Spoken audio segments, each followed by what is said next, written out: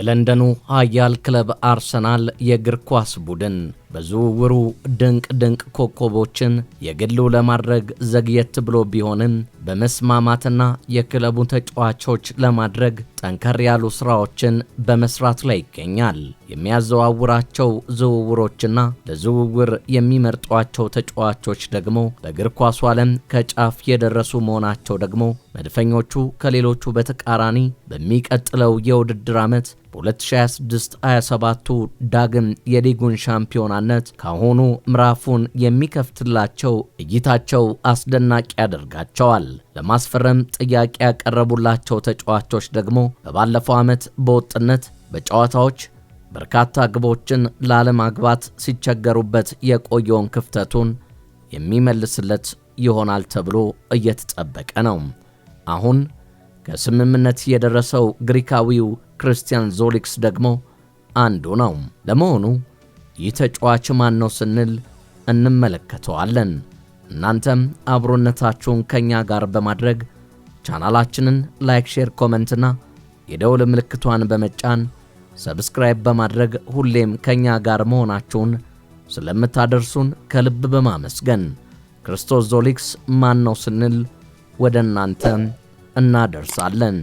ክርስቶስ ዞሊክ ግሪካዊ ፕሮፌሽናል ገና የ24 ዓመት ታዳጊ ኮከብ የክንፍ ተጫዋች ሲሆን በይበልጡን የሚታወቀው ክርስቶስ ዞሊክስ በፍጥነቱ ግቦችን የሚያስቆጥርበት ምትሃት፣ ጨዋታዎችን የመፍጠር ችሎታው በብዙዎች የሚታወቅም የሚደነቅም ኮከብ እያደረገው መጥቷል።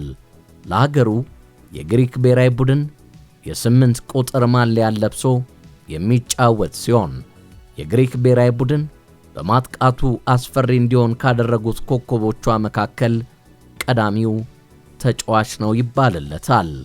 ክርስቶስ ዞሊክስ በክለቡ በሚያደርጋቸው እንቅስቃሴዎቹ ለተመለከቱት ምን ያክል ምትሃተኛ የእግር ኳስ ተጫዋች ነው ሲሉ በርካቶችም ይደመሙበታል። ተጫዋቹ ከክለብ ጓደኞቹ በየትኛውም አቋም ላይ ሆኖ ኳስ ቢያቀብሉት አንዳች የማይደንቀው የላቀው የመቆጣጠር አቅምን የተካነ ኮከብ ሲሆን ኳስ ሲይዝ በቀላሉ በተቃራኒ ተጫዋቾች በፍጹም አይነጠቅም። ተጫዋቾችን ሲያልፍ በማንከራተት በቀኝም በግራም ወደፊትም ወደ ኋላም በፍጥነት ከኳስ ጋር መዘዋወር መቻሉ ፈታኝነቱን ያጎላዋል። ተጫዋቾቹ በተለይ በቦክስ ውስጥ ከተገኙ ኳስን እግሩ ስር ካስገባ የተቃራኒ መረብን መነቅነቅ አንዳች የሚሳነው ተጫዋች እንዳልሆነ ለክለቡ በአንድ የውድድር ዘመን ያስቆጠራቸው በርካታ ግቦቹ የሱ መለያ ማህተቦቹ ናቸው። ዞሊክስ በፈተናዎች ለበርካታ ጊዜያት ያለፈ በእንግሊዝ ሊግ የተፈተነ ለመሸነፍና ለመባከን ፈጽሞ ያልፈቀደ እጁን በቀላሉ ለሽንፈት ካቴና የማይሰጥ መሆኑን አስመስክሯል። አሁን በሚካኤል አርቴታ በቀኝ የክንፍ ስፍራ በመሃል የሜዳ ላይ ግዳጅ በግራ የክንፍ ስፍራ መሰለፍ መቻሉ መድፈኞቹ ከባለፈው ዓመት የሳሳው ስፍራ በክርስቲያን ዞሊክስ ሊጠነክር እየተንደረደረና እየተሰናዳ እንደሆነ አንዳች ጥርጥር የለውም።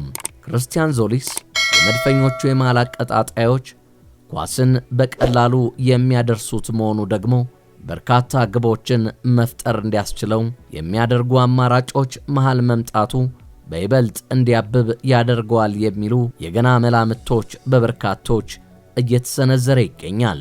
አሁን ጥያቄው በብዙ የራቀው ሊግን ሊቋቋም ይችለው ይሆን የሚለው ጥያቄ ይሆናል። እርሶ ምን ይሉ ይሆን? በኮመንት ይቋቋመዋል?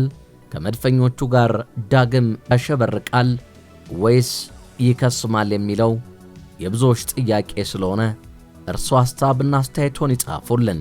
አርሰናል ከዚህ ቀደም በሊጉ ያልተሳካለትን ክርስቶስ ዞሊክስን ለምን ማስፈረም ፈለገ ስንልም ዳሰስ እናደርጋለን። የወቅቱ የፕሪሚየር ሊጉ ሻምፒዮን አርሰናል በክረምቱ የዝውውር መስኮት የማጥቃት መስመሩን ለማጠናከር እያደረገ ባለው ጥረት ግሪካዊውን የክንፍ ተጫዋች ክሪስቶስ ዞሊስን ለማስፈረም ከቤልጂየሙ ክለብ ብሩጅ ጋር በ34 ሚሊዮን ፓውንድ ሙሉ ስምምነት ላይ መድረሱ ይታወቃል። መድፈኞቹ በአሁኑ ሰዓት የ24 ዓመቱን ተጫዋች ዝውውር ለማጠናቀቅ የመጨረሻ ምዕራፍ ላይ ይገኛሉ። ይህ ዝውውር አርሰናል ለአስተን ቪላው ሞርጋን ሮጀርስ ካለው ፍላጎት ውጪ በተለየ ሁኔታ የተሰራ ሲሆን የሊያንድሮ ትሮሳርድን በ20 ሚሊዮን ዩሮ ወደ ቱርክ ቤሽክታሽ ማምራትን ተከትሎ የተተካ ድንቅ ምርጫ ነው።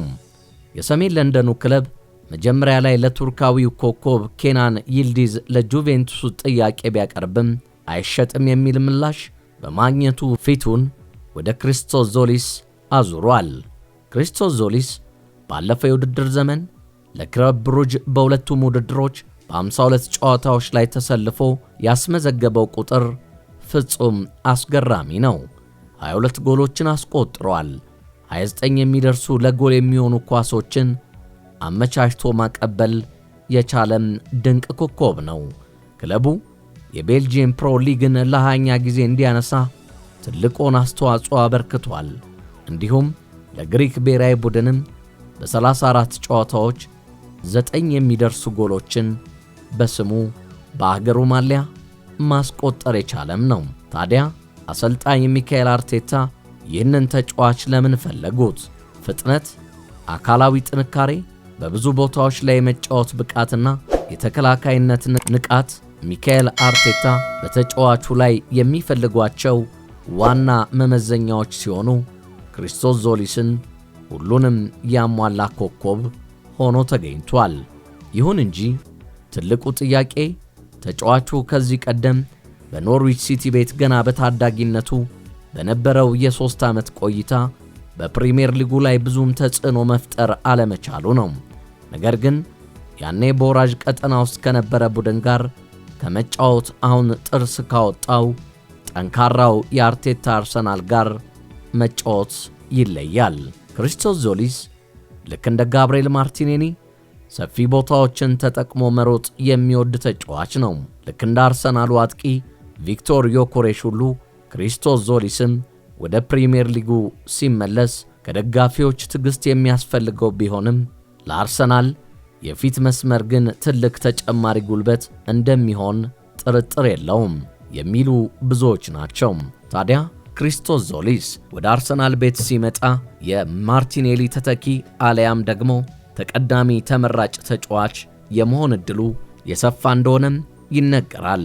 በብዙ ቦታዎች የመጫወት አቅሙ ደግሞ በቪክቶር ዮኮሬሽ ቦታ ላይ ተሰልፎ ግቦችን የማዝነብ ሚናም ሊታደለው እንደሚችል እየተነገረ ይገኛል። ቡካዮ ሳካ ባይሳካለት አለያም ጉዳት ቢያጋጥመው የሱን ቦታም ተክቶ የመጫወት ድንቅ አቅምን የተካነም ኮከብ መሆኑ በሚካኤል አርቴታው የመድፈኞቹ ስብስብ ስር ጎልቶ የመታየቱ ጉዳይ አይቀሬ ነው የሚሉም በርካቶች ናቸው።